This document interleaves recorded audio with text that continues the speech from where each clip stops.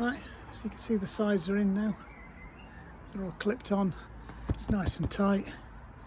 You can see there where they should be now. And now the problem is they were moving from side to side until eventually that popped out of there. So there was no structural integrity in this member here.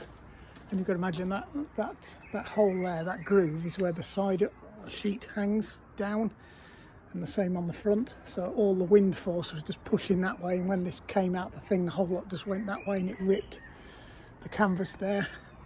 But the same on the other side, it ripped off on that side going that way and ripped it and pulled. That's why we've got a cut in the thing over there, but that one wasn't in the right place either. That had got blown inwards as well and then out because it got sucked in rather than blown out to start off with. And then when this side failed, then it blew that side out as well.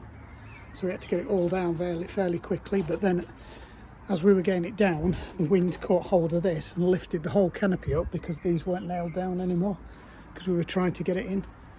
So we were lucky we didn't lose these joints here and it didn't rip out the side of the van, because that's what normally happens when you get a fold over like that. It rips it out of the van and just leaves massive holes where they're fastened in because there's plates behind there, and it just rips it out the side of the van and goes over the top, so that all smashes. So basically the canopy's knackered and you've got to have the whole side of your van repaired. So I think we dodged a bullet there. The worst thing, I might still have to replace the canvas or just stick another one of these on, but I think we might be able to save this. The only bit that actually broke on this was this end cap, and you can see that you need that piece there because that hooks into that red clip there, and then that locks down and stops it from all coming out. But anyway, right, that's it, fixed. Right, they've been reinstalled. They've got self tappers in. This is where it's closest to the van, and there's a good couple of mil between the back of the screw and the van anyway, so it shouldn't bash onto that. Don't know if you can see it down there, probably not because the camera's on the wrong side. I don't know if you can see that. I can't see what you can see, but I might just run a hacksaw down the back of that and just take the tops off them on this bit. The other side, it's a lot further away. You can see there's a lot more clearance. It's because this part of the van sticks out a little bit more than this bit. Anyway, we'll get the sides on now and see if it's fixed the issue. Right, that's it on, new end on. We'll test it in a minute because I've got something else to fix.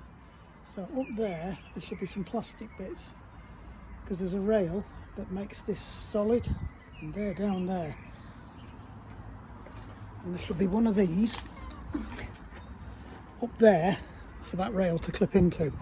Now the reason the whole awning failed was we had to get it down in the wind because these failed, they came out of the channel. So the cross members that offer the rigidity to the awning room that we had up popped out because that twisted, and on the other end it came out completely. So I've got to find a better way of fastening these in because the way that they give you does not work. They just use these as friction mountings to push against it.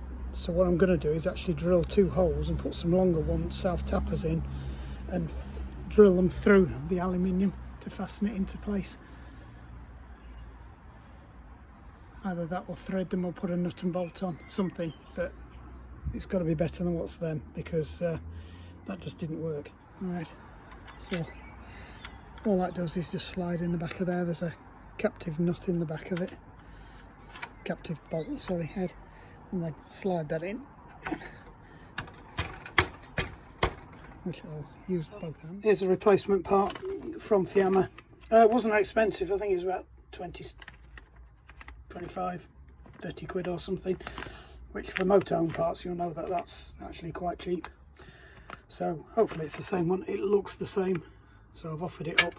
You can see the piece that's missing. It's part of the locking mechanism that when you wind the door in, it flicks the catch up and then locks it in place so it can't get blown open as you're driving along. So we'll get this on now.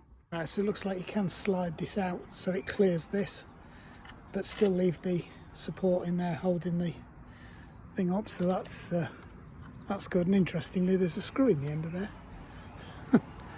Doesn't look factory, but yeah. So the awning slides out here. I'm assuming there's something similar at the other end.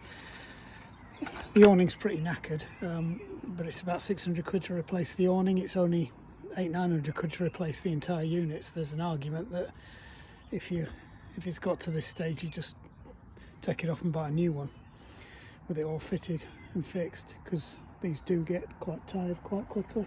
Anyway, we'll see how we go with this.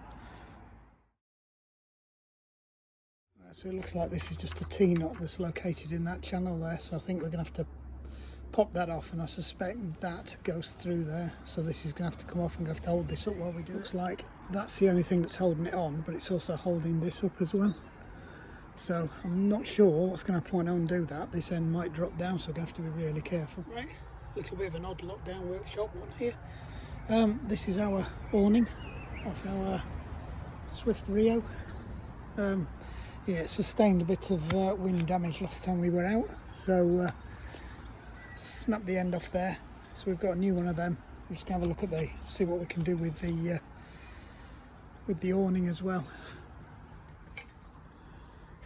And then we'll have to see if it can be repaired or not. Luckily, nothing else was damaged. Hopefully, fingers crossed.